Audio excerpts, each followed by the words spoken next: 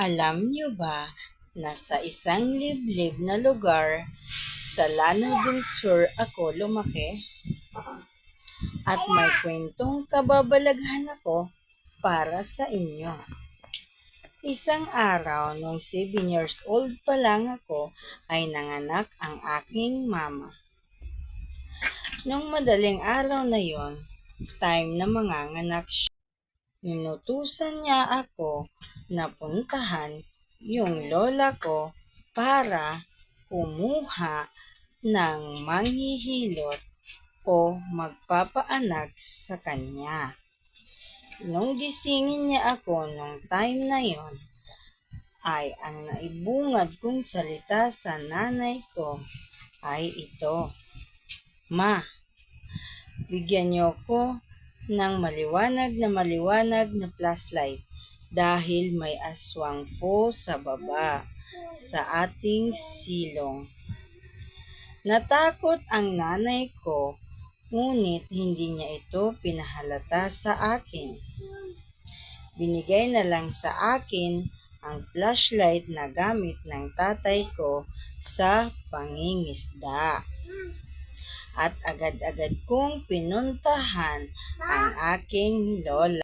At dali-dali kong pinuntahan ang aking lola upang kumuha siya ng magpapaanak sa nanay ko. At sabi ng lola ko, "Apo, bumalik ka na sa nanay mo dahil wala siyang kasama sa bahay niyo." At agad-agad naman akong bumalik sa aming bahay. At nang makarating na ako sa aming bahay, ay naabutan kong naliligo ng aking nanay sa kalagitnaan ng gabi at ng pagsakit ng kanyang tiyan. At tinanong ko ang aking ina kung bakit niya ito ginagawa. Ito ang aking tanong sa aking nanay: "Ma, bakit po kayo naliligo? Gabing-gabi na po ah."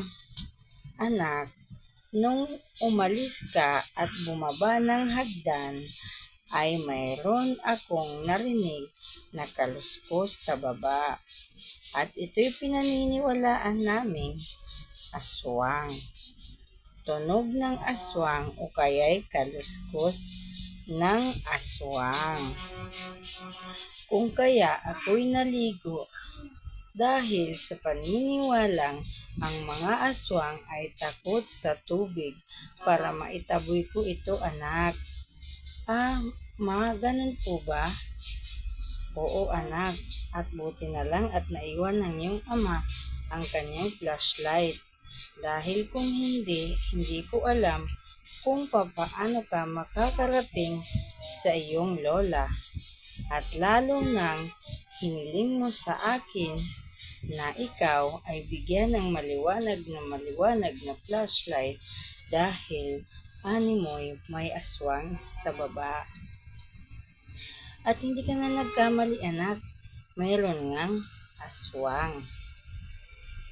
Hindi ko nga lang nakita, anak, pero alam na alam kong may aswang.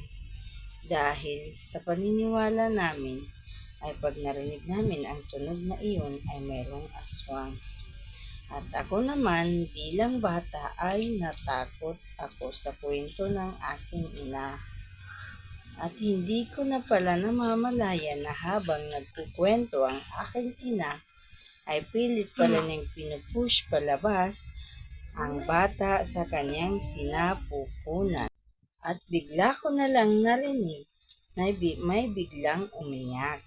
Yun pala'y nanganak na ang aking nanay na wala pa ang kumatrona na magpapaanak sa kanya. At nang marinig ko ang iyak ng sanggol sa aking ina, ay nagpanik ako. Siyempre bilang bata, hindi ko alam ang gagawin kung paano ko tutulungan ang aking nanay. At mabuti na lang ay makalipas lang ng ilang segundo o wala pang isang minuto matapos ang iyak ng sanggol sa sinapupunan ng nanay ko, nakakalabas pa lang ay agad na nakarating ang lola ko kasama ang komadrona. At pag-akyat nga nila ay pinutulan na lang ng pusod ang sanggol na nailuwal ng aking ina at pinangalanan itong si Annalisa. Yun ang pinakamaganda kong kapatid. At makaraan lang ang 2 araw mula nung manganak ang aking nanay. Habang nag-aantay ako sa aming balkonahe, hinihintay ko ang aking ama na dumating mula sa pangingisda.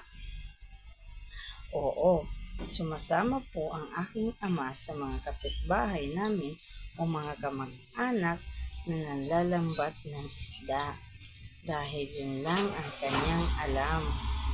Dahil ang aking ama ay isang owl military. Opo, hindi kayo nagkamali ng pandinig. Isang sundalong nag-owl ang aking ama. Kung kaya, hindi niya alam ang trabahong probinsya. Kaya sumasama na lang siya sa aking mga tito na nanlalambat ng isda upang kumita kahit papano. At yun na nga, habang naghihintay ako sa balkonahe at hindi ko na namalayan na nakatulog ako, nagising na lamang ako nang may umihip sa aking ulo na sobrang lamig. At pagkatapos ng naramdaman kong sobrang lamig, ay bigla akong nagsisisigaw sa sakit ng naramdaman ko. Sobrang sakit ng ulo ko. At sabi ng aking ina, ako daw ay inihipan ng multo. Dahil ang bahay namin, ang harapan ay sementeryo. Opo, sa harapan ng bahay namin ang sementeryo. Dali-daling kumuha ng albularyo ang aking ina upang gamutin ang aking ulong sobrang sakit. Buti na lang ang albularyo ay malapit lang sa aming bahay. Mga 20 metro lamang ang layo mula sa aming bahay. Kung kaya hindi nahirapan ng aking ina na puntahan ito kahit bagong panganak pa lamang siya. At nang mawala ang pananakit ng ulo ko, ay agad akong nakatulog.